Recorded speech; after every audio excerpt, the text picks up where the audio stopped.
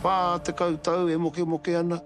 Whā te koutou e ngaro atu ana i tōna papakainga.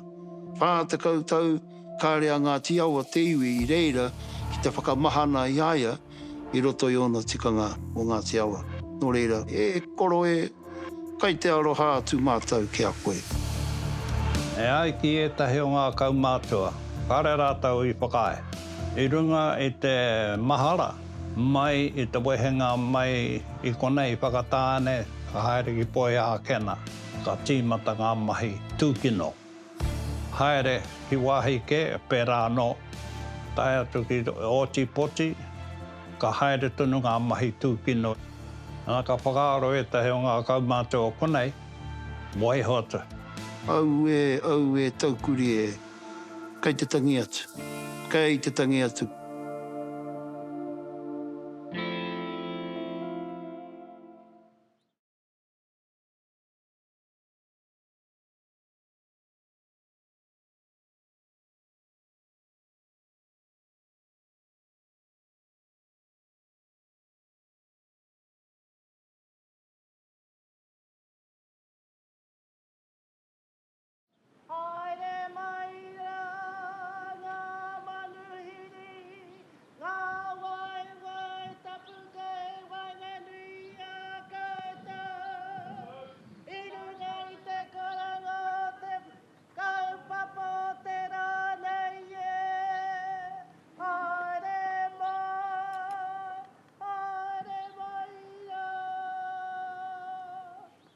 Ko te tuāpapa matua o ngā tiawa e pāna ki tēnei whare, te kotahitanga o ngā hapu o ngā tiawa, kia rātau anō.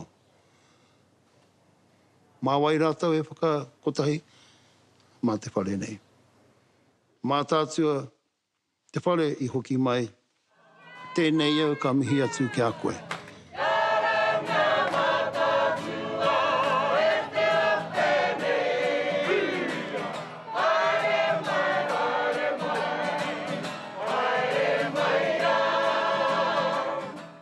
It's 150 years since Matatua Whare was first built and 100 years since it returned to New Zealand.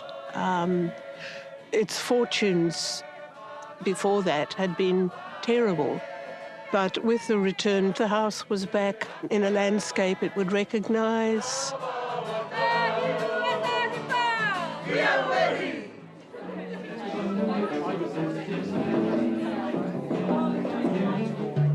I'm telling the story of Matatua using opus orchestra, and there's a soprano who represents the voice of the house and so tells the story of how the house is feeling about things and how the house sees things.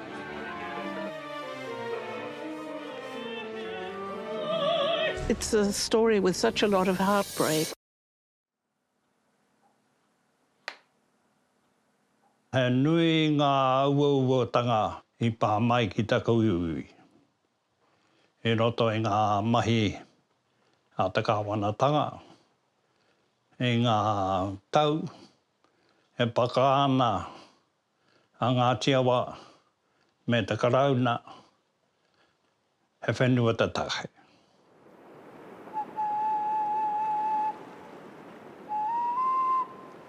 Ko pūtaua ki te maunga, ko rangitai ki te awa, ko pahi poto te hapu, ko ngā tiawa te iwi. Ko tōko ingoa, ko here nei, moko haerewa, Mead.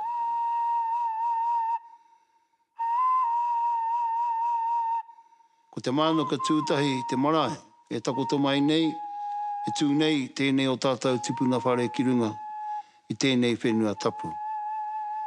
Ko te pauhaki, ara ko te hau o te rangi tutua, ko ia te tohunga I whakairo te ai, I whakahau ai.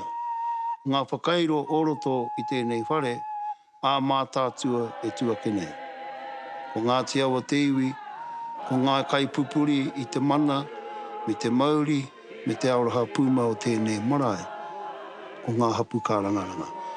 Mātātua tāwharau tia, Ngāti awa tāwharau tia. Ko hau tēnei, ko pauroto, e tāwharau tia nei koutou.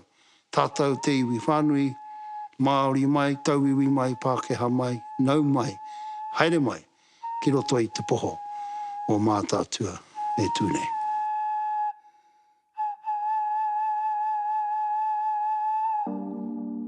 Hea hai hangai a tēnei whare, na te raupatu. Aha koa, i patua ki no te ai tōku iwi, a Ngāti Awa e te raupatu, a nei tōna whakautu. E hara nā te pū, e hara nā te taiaha, e hara nā te pakanga tōna whakautu. Ko tōna whakautu kē, ana, ko te aroha. Nā, ia hati ai te whare nei, tēnei whare, he whare a tāhua. I taua wā, he whare a tāhua. I tēnei rā, he whare a tāhua. Ka tahi ka whakaarotia te kāwanatanga, nāna wana mahi kino kia Ngāti Awa mo te take raupatu nei, kai te hea au ki te heri i tō whare ki wāhi ki atu i a whakatāne. Ka wānangananga tia, ka whai kōrerongia, ka kōrerohia whānui tia tēnei take. Ko ngā kui o Ngāti Awa kāre rata i te whakae. Kia tukuna te whare, kia haere. Ko tū te whare, me waiho te whare tuai. Ahoi anō, ngā whakaaro o ngā koraua nei e aua wā, i whakaaro ti ai, me tuku te whare kia haere ki te ao. Nō reira ka haere tēnei o tātou whare, i runga i te hiahia kia whakaatuhia mai, o na kōrero, o na mātauranga, a ngā whakairo kai roto i aia ki te ao.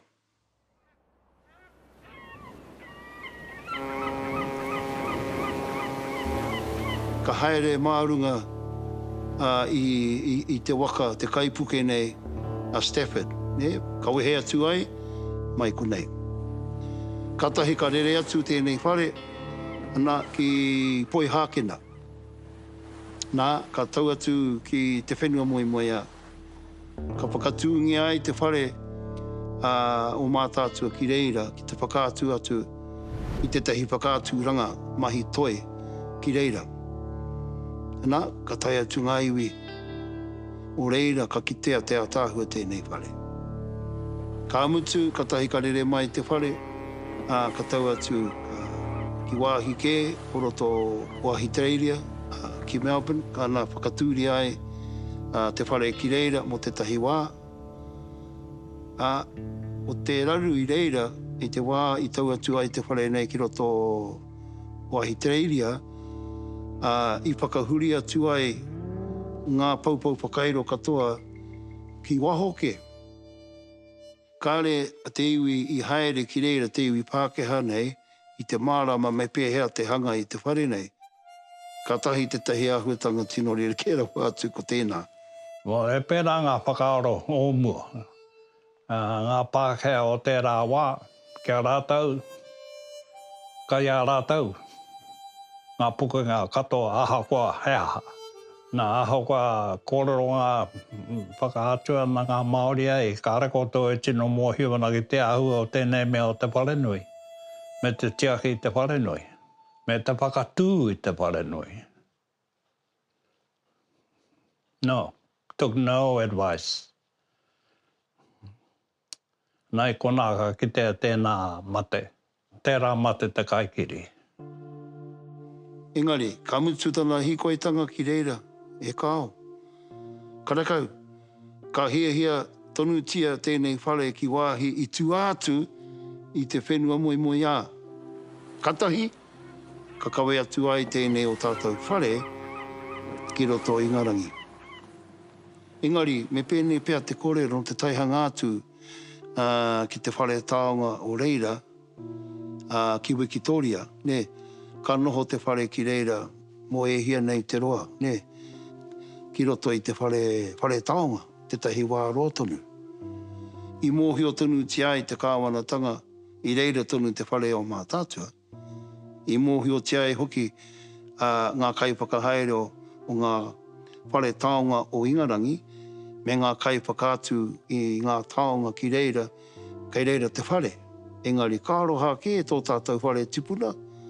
Whā te kautau e moke ana. Whā te kautau e ngaro atu ana i tōna papakainga. I kunei, i whakatāne nei. Whā te kautau ka rea ngā tiawa te iwi i reira ki te whakamahana i aia i roto i ona tikanga o ngā tiawa. Nō reira, ka aroha ke te whare nei. E koro e kai te aroha atu mātou ki a koe.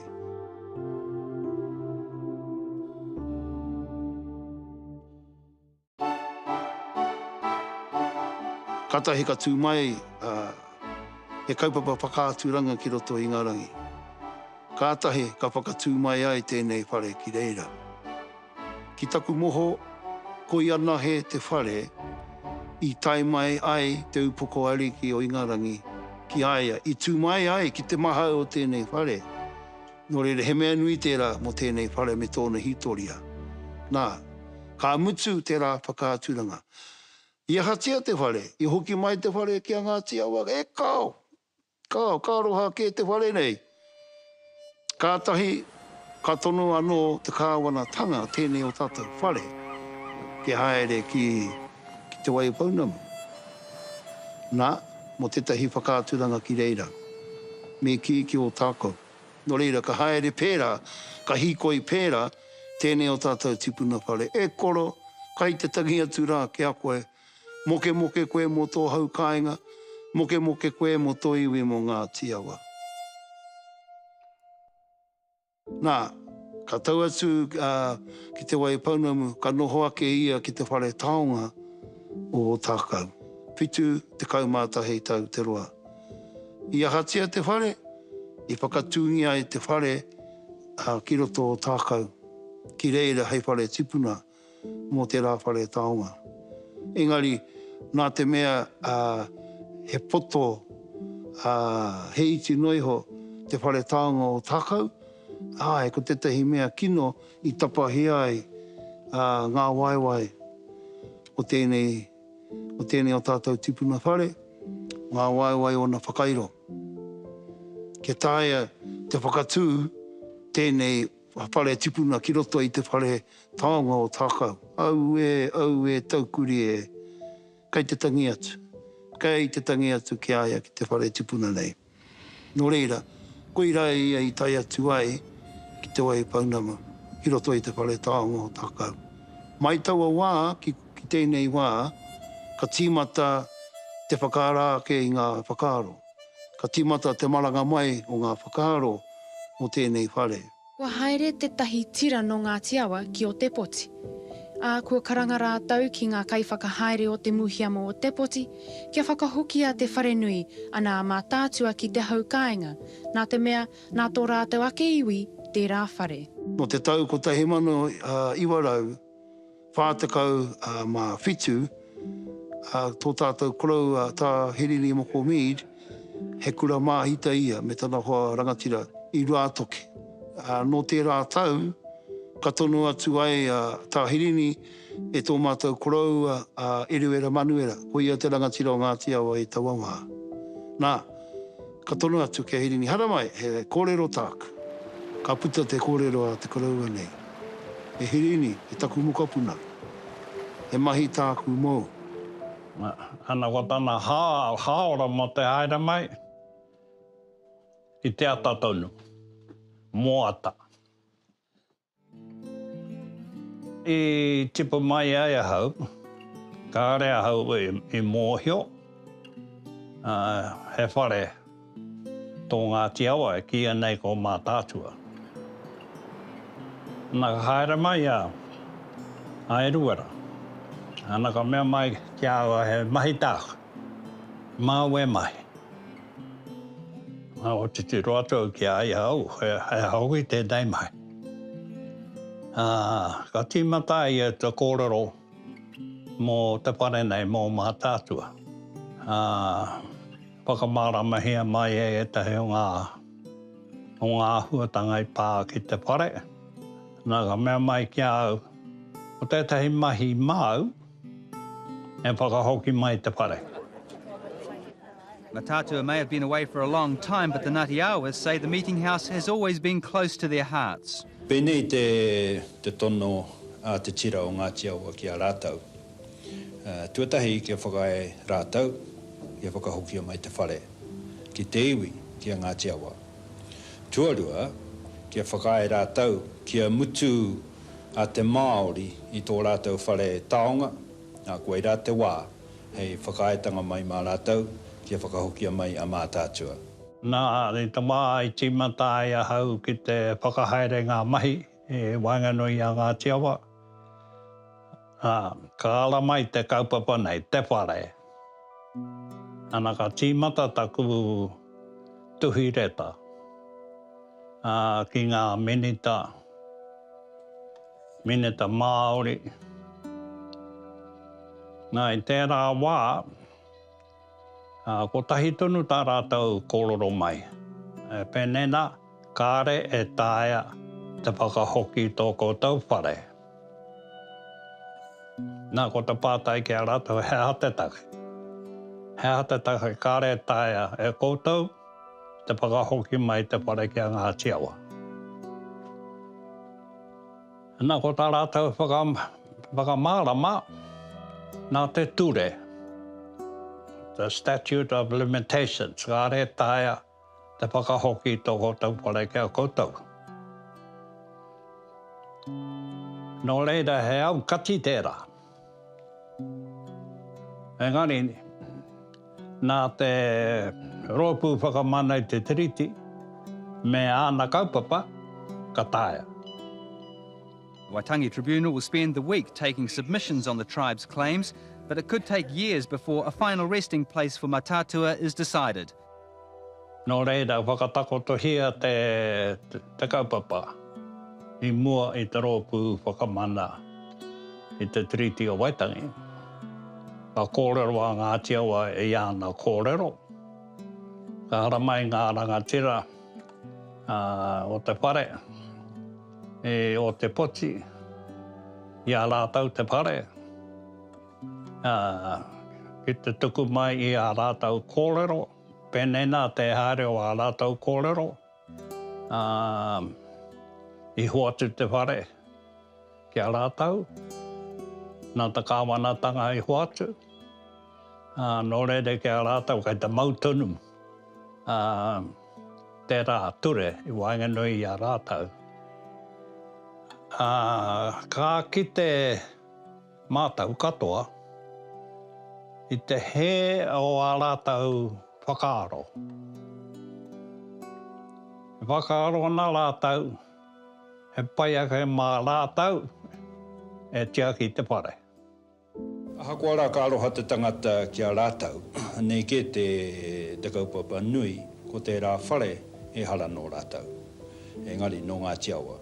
I tukuna e Ngāti Awa, e ngā kuia e ngā koraua, ki te kuini o Ingarai, ki a kuini Wikitoria, ka are i tukuna ki ngā iwi o Ara i Teoru, o te Waipono Murane. I mua i te whakatakotoranga i a rātau whakatau. Ko whakae te minita. Nā ko Leonard Douglas Graham, Whakae ke te minita, me hoki mai te ware. Nō reira kua huri ngā kōrero ki ngā rangatira o te museum me ia. I te whakarata i a rātau, kia hoki mai ai te whare. Nā i te mutunga mai, ko te utu mo te whare taongara, e 2 miliona tārapea. Ana ka whakae rātau. Ko tā rātau kōrero e pēnēnā, i te whakahokia mai te whare, kua ngaro tētahi pūtea nui ki tō rātau rōpū. Ko kore he tangata e haere mai. Kia ki te whare. Kia kore e āngai tahu, e whakahaere i ā rātau hui, i roto i te whare.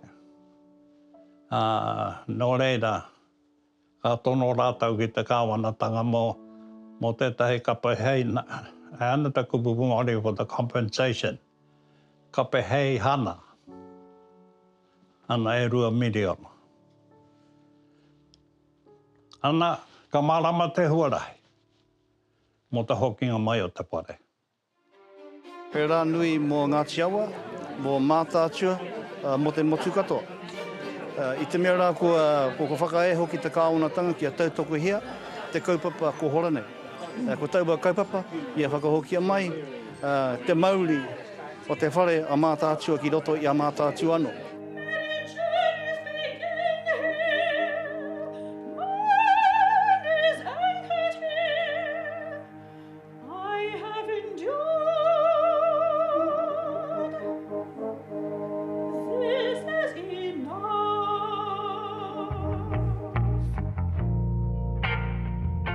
Nā, 1996, I think, wena te tau.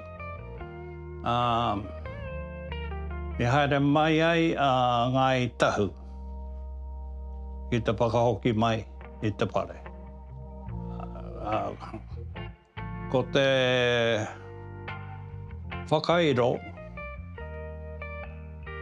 mō tērā kaupapa mō te whakahoki mai, ko te pare o te pare. Ka hoki mai te pare, o mohi o te katoa, e hoki mai ana te katoa o te pare. No reira, haere mai ai, ngai tahu i te whakahoki mai te pare, me tētahi atu whakairo hei hoa. Ko tahi te tono ngai tahu kia Ngāti Awa. E mea mai a ngai tahu, kia whakae a Ngāti Awa, kia kore e whakahokia mai ngā tukutuku. Nā te mea, nā ngā wāhine o ngai tahu i whakahau ngā tukutuku. E ai kia rātau, me noho ngā tukutuku ki roto i a rātau.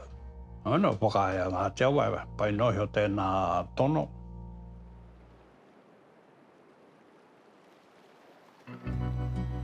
E ai ki etahi o ngā kaumātua o Ngāti Awa, kare rātau i whakae, kia hoki mai te pare. I runga i te mahara, i tū kino hia te pare. Mai i te wehenga mai i konei whakatāne, ka haere ki poe a kena, ka tīmata ngā mahi tūkino i te pare. Haere ki wāhi ke, pērā no, he tūkino i te pare. Tai atu ki oti poti, ka haere tunu ngā mahi tūkino i te pare. Nā ka whakaaro e te heo ngā kaumātua o konei, waiho te pare. Nā, ka rea hau i whakae, kia pērā a Ngāti Awa. No reira ka tohe tonu a hau kia hoki mai te pare. I te tūnga mai o te pare, ka kuhu mai ngā kaumātua ki roto i te pare, ka titiro, ka mea mai kia hau, i tika tō mai. Tika tō mai. Nā mea tau kia rātau. Mea nara i tūkino hia, tō tātou whare, mā wai e whakatika. Nā, ka hui mai kia tātou, mā tātou e whakatika tō tātou whare. No reira, mō i o tono koutou, tētahi mahi nui, e whakahau i ngā tukutuku katoa, mo te whare. Nā ka mōhi o ngā wāhine o konei, koe rā tētahi mahi, mā rātau. Ngā tukutuku rau. I te whakahau, ngā tāne whakahau i ngā whakairo, ngā heke, ngā paupau, kārei hoki mai.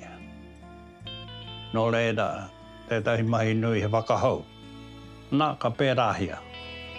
Nā tū mai ana te whare, ka kitea e te katoa, te a tāhua o te whare. E whare tino a tāhua.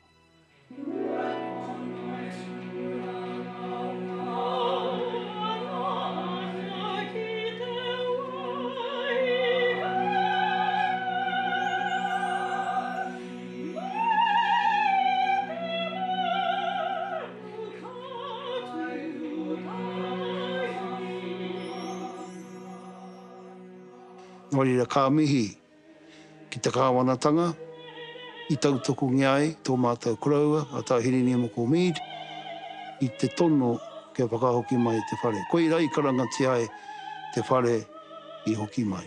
Anei, e tū nei au, i roto i te poho te whare nei, ko hoki mai, ko tū anei a mātātua. Te whare tipuna o Ngāti Awa, o mātātua, o ngā iwi katoa te motu, e tū ake nei.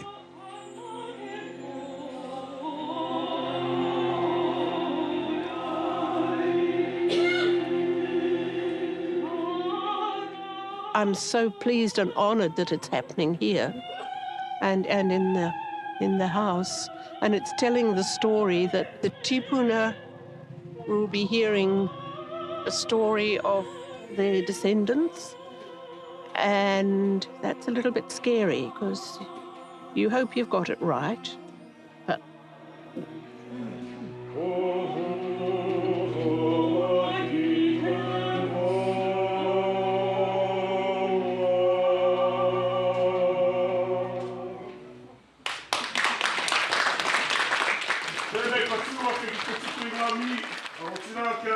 Dame Gillian, kuia tēnā, i hangai e nei tēnei o ngā whakāturanga.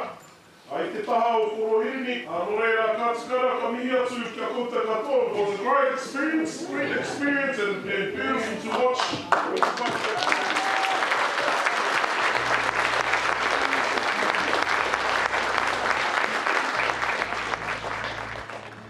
Nō reira, e koro e te whare hoki mai. Mā tātua, tēnei au ka mihi atu ki a koe taku tipuna whare. Tēnei au ka tangi atu rā ki a rātou ko mena ki te pōi ai tuahia i te raupata. Tēnei au ka mihi i te hunga i kahai, whakahoki mai ai tēnei whare, e tūnei au ki roto i a koe, e tūnei au i raro i a pūtauaki, e tūnei au i raro i te whakaiti, te koro ai o te aroha, i tēnei kaipapa. Ka tuku nātu ki a koutou, te aroha o Ngāti Awa ki a koutou, tēnā koutou, ki ora tātou katoa.